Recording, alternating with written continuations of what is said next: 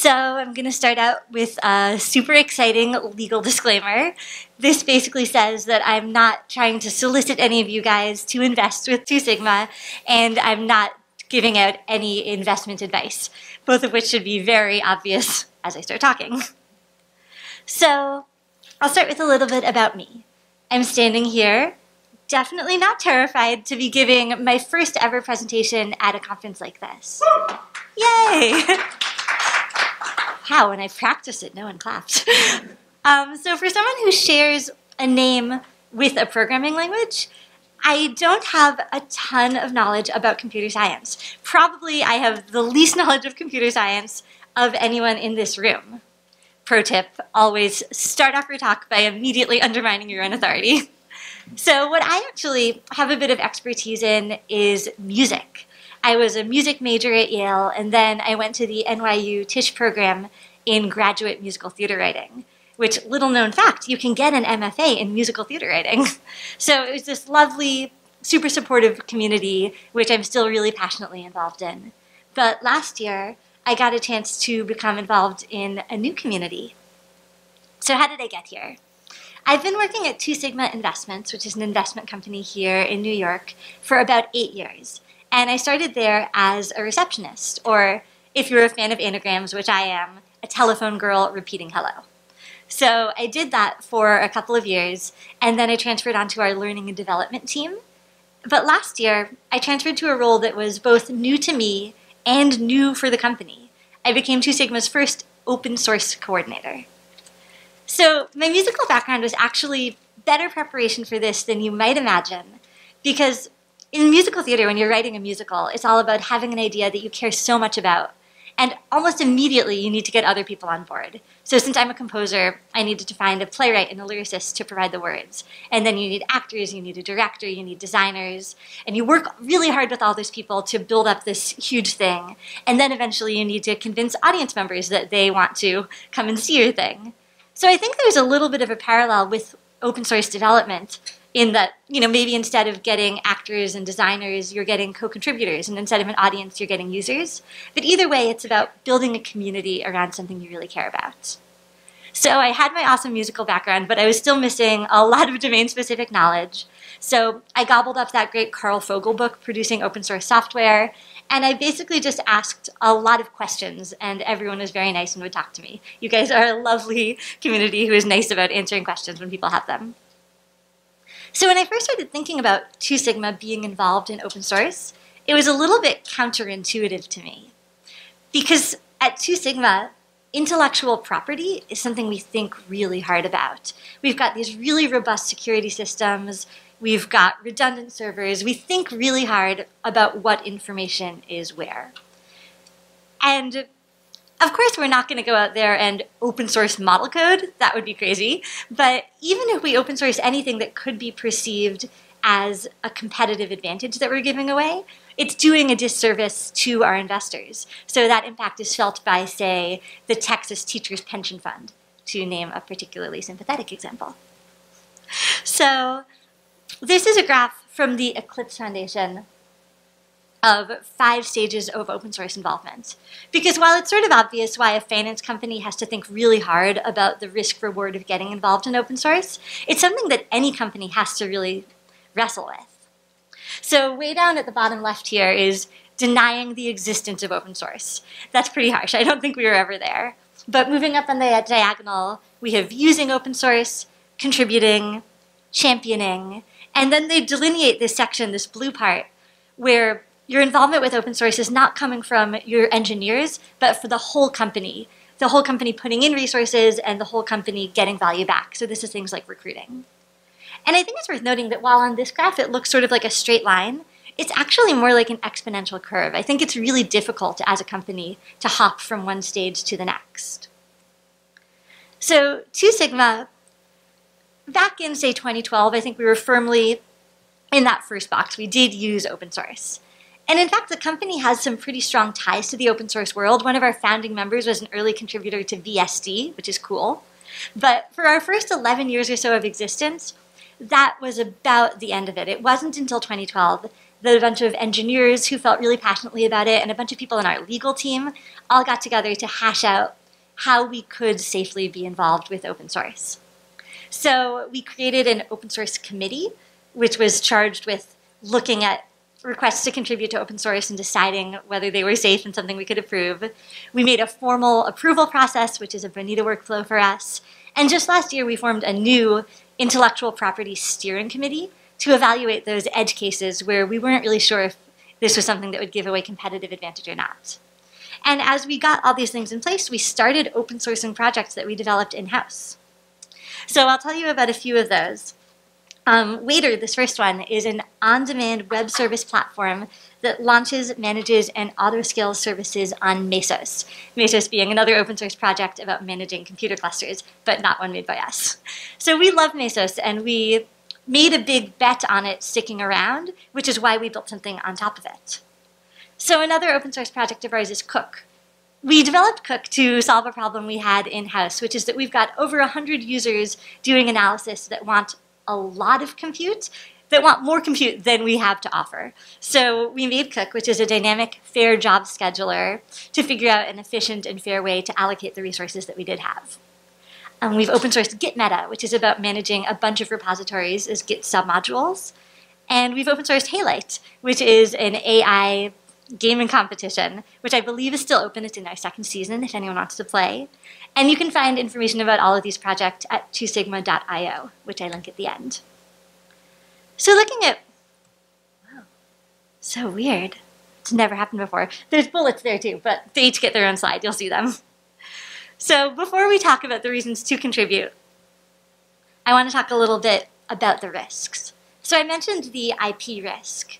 There's also this risk of time investment. In addition to the time of the people who are evaluating whether a request to contribute is safe to go out, the legal team that's drawn up all these documents and is making sure that we're doing things safely and correctly, the marketing team who's making us cool logos, there's also the employees themselves who are spending time doing this work. And all these people are spending time doing this that they could be doing other projects at 2 Sigma. So that's sort of a risk or an investment.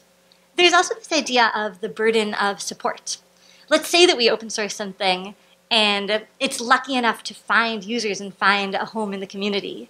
If we ever stop using that project internally, we're in this weird position where we're stuck either supporting something that we no longer use or abandoning something which is just not good behavior in the community. We don't want to do either of those things. Reputationally, there's also just the risk of putting out anything less than stellar software. If we put something out, we want it to be code we stand behind, and we want it to be useful. We also don't want to just foist unnecessary programs out into the world, which at best is, sort of neither here nor there, but at worst could be divisive to the community. There's also risks associated with using open source software. We have to think a lot about licenses. We don't want to bring anything in that's a GPL or a left copy, because the worst case scenario there is that somehow that will touch model code, and then we're going to be compelled to open source model code, which is not something we want to do. Okay, so looking at the reasons, the rewards, the reasons why it's good to contribute. I think the most obvious one is about leveraging other people's work.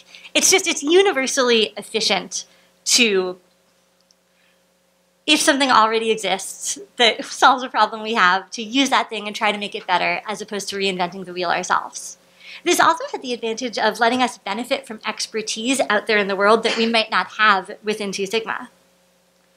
Another great perk is if we're contributing to a project, we have the chance to shape that project's trajectory, which is really cool.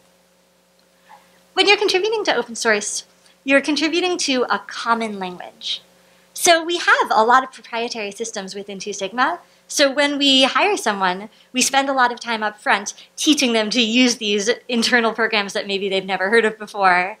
And so there's a time invested up front, and it's time that's not transferable if that employee ever does want to go somewhere else. But if you're working with the community in the open source world, you can immediately communicate with and collaborate with everyone else. There's also this idea of the Galapagos effect, which you guys probably already know about, but I thought it was interesting to learn about.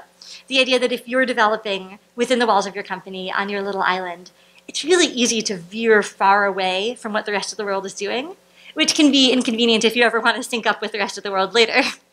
It could also be easy to trick yourself into thinking that because what you have on your little island is the best thing on that island, that it's the best thing in the world, which may not be the case. Okay, so a super important reason to do anything, to be cool. Can't stress enough how much I personally am very interested in being cool. 2 Sigma is not necessarily invested in Julia's personal quest in this regard, but 2 Sigma as a company wants to be cool too. By that I just mean we want to be a place where the brightest, most curious, most interesting engineers want to work. And we find that a lot of people that we're really excited about working with are really passionate about open source. So 2 Sigma's reason d'etre is about solving hard problems. We want to build this legacy of being a company that has tackled really hard problems and found interesting solutions. And we find that a lot of the problems that we're really interested in working on are so big that we can't actually do it on our own. So in order to sort of level up our own legacy that we're trying to build, we need to collaborate with the larger community. There's also this idea of a personal legacy. If you work in a finance company, you could work on a project that you're really proud of, but the number of people who will see your work can be pretty small. But in the open source world, you can build a legacy by yourself by putting out what you did so everyone can see it. And we do think that basically contributing to open source makes the world a better place. Whether it's because we can solve these hard problems that are too big for us to solve alone, or just ideologically speaking, we think it is the right thing to do. So it's good for the world, and it is good for us. So switching from that sort of rosy perspective, let's take a look at a dark doomsday scenario, dun dun, a day without open source. So we use open source a lot at 2 Sigma. We use pandas and Jupyter and NumPy to do our analysis, to name just a few. We use Spark for distributed compute. We use Git to store our code. And if these projects were no longer being actively maintained and developed, there's a lot of stuff we would no longer be able to do. And we're not the only ones in this position. I would wager that most companies in the Fortune 500 depend on some sort of open source, even if it's just Linux servers, which, by the way, are also powering our PlayStation 3, PlayStation 4, and Nintendo Switch, all sorts of things. So if this infrastructure just disappeared, a lot of things would just grind to a halt. As one recent example, Theano, a numerical computation library on Python, just announced that within a year, work is going to stop entirely on the project. So this was interesting news for other projects like PyMC3 and Keras, who are designed around Theano and now have to rethink what they're going to do. So I couldn't say for sure whether Theano's shuttering has anything to do with the lack of financial support, but what I do know is that their ceasing development does have a widespread effect. And Theano isn't an isolated example. So this brings me to probably the most important sentence in this talk, which is that the public digital infrastructure is not free and it's not invulnerable. A lot of the projects that are most widely used don't enjoy widespread support. Looking at NumPy, for example, they received their first grant from the Moore Foundation just this past summer. So these projects that we all depend on, they don't just appear for free. They need developer time, and that needs money. And this challenge of making sure that this ecosystem we all depend on is healthy is a relatively new one, but it means now is the time when we all need to sort of start thinking about our responsibility to it. So it reminds me a little bit of the psychological phenomenon of the bystander effect, which is this idea that if there's something that needs to happen, and a large number of people who could do the thing, but no single person who's been singled out to do it, our natural response is to step back and let someone else do it. Whether that's because we're afraid to do it, or we think someone else could do it better, or we just don't want to do it. And I think this could apply to companies when it comes to open source as well. There are a lot of companies that could make real substantial contributions to the open source ecosystem, but I think at this stage we're still evaluating whether it's in our best interest to do that, or whether we should sit back and see if someone else is going to. So to explain why I think it is in our own best interest to step up and support this community, we will look at the future. So 2 Sigma does not predict the future. See aforementioned disclaimer. If I was even to begin to suggest that we could, I'd probably be violating a whole bunch of SEC regulations. We do not. But we are in the business of gathering as much information as we can to try to make informed decisions about what might happen. So this could be on the small scale, looking at how a stock price might change from day to day, or it could be on a larger scale, thinking about what the entire technical ecosystem is going to look like 10 years from now. So if we build our tech stack on an open source project, we are making an implicit forecast that we think that thing is going to be around in the future. And the good news is we can affect that future. It's like that great Alan Kay quote, the best way to predict the future is to invent it. So by contributing our time, our energy, our financial support to the open source ecosystem that we depend on, we're future-proofing our own investments. So how are we doing this? One way we're doing this is by open sourcing tools that we develop in Two Sigma, especially tools that we think that make existing projects more useful for more people. Another way is just by directly contributing to projects that we use and care about. And finally, we want to do what we can to build community. So I want to go back to touch on two more tools that we've generated in Two Sigma and open source. So Beaker started its life as a polyglot notebook in 2013. And it was our very first open source project. Beaker was going along, and at the same time, IPython notebook, which then became Jupyter, was going along. And we saw that Jupyter was just gaining huge popularity, both in the wider world and within Two Sigma. So last year, we were thinking about what to do about this, and what we decided was to pivot to make Beaker, the notebook, into BeakerX, a set of extensions for Jupyter. And my colleague TZ is giving a whole talk on that process tomorrow. It's an awesome talk. You guys should check it out. But so when we decided we wanted to make this set of extensions, we knew that we didn't want to fork Jupyter. For all the reasons you might not want to fork something, we didn't want to miss out on downstream changes, things like this. So we had all these conversations with core developers on the project, and we worked with them to sort of get aligned with their roadmap, and we did get our set of extensions incorporated into the main branch, which is really exciting for us because we got the features that we really wanted in this project that we loved, and hopefully other people can take advantage of those features in the project too. So Flint was another interesting one for us because of this intellectual property question. So Flint is about doing time series analysis on Spark.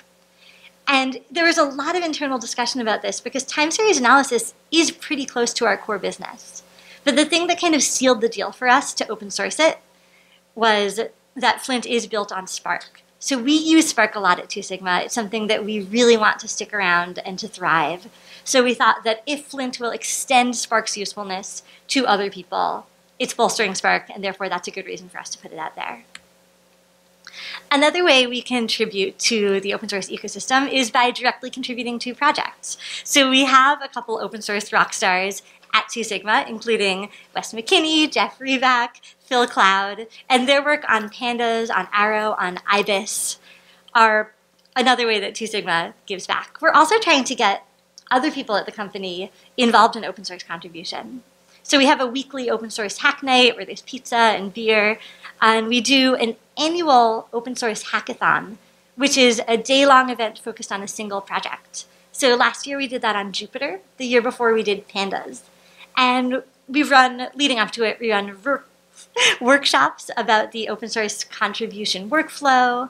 We give lectures on what this project is and why it's useful and cool to contribute to. And we work with the contributors of the project. Is everything okay? Cool.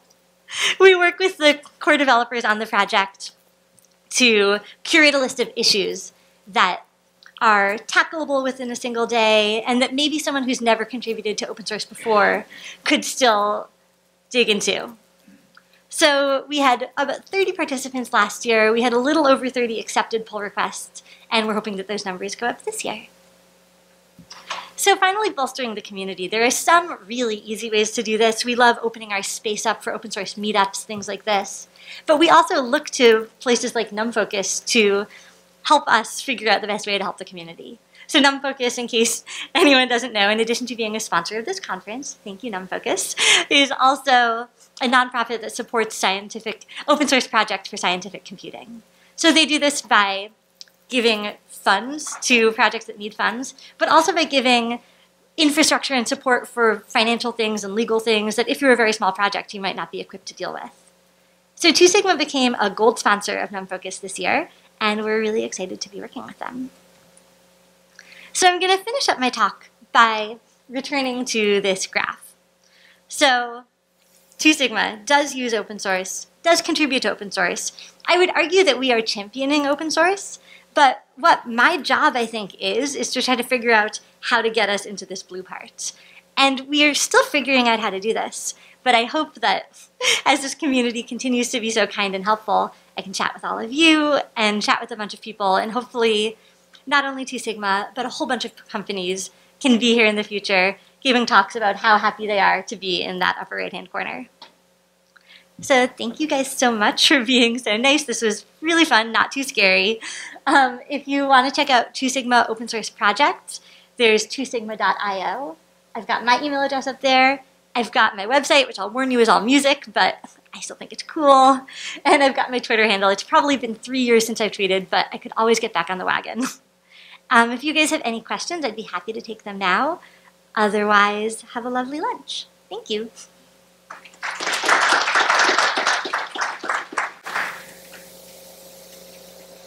Is that a question? Yeah. Yeah, I have a question. You mentioned earlier that you have open source kind of steering committee and open steering committee. Yeah. Have you ever considered, like, or have you already done this, like, having transparency in the process so that other companies can maybe pick up that same model? Like, we had something similar. Seems like something that's quite.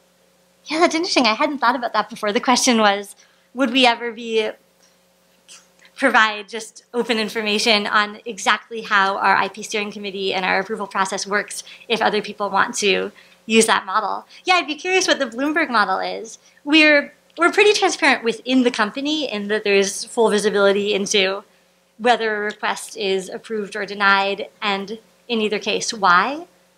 But yeah, that could be an interesting blog post or something. I don't think there's anything secret about it. Any other questions? Cool. Thanks, guys.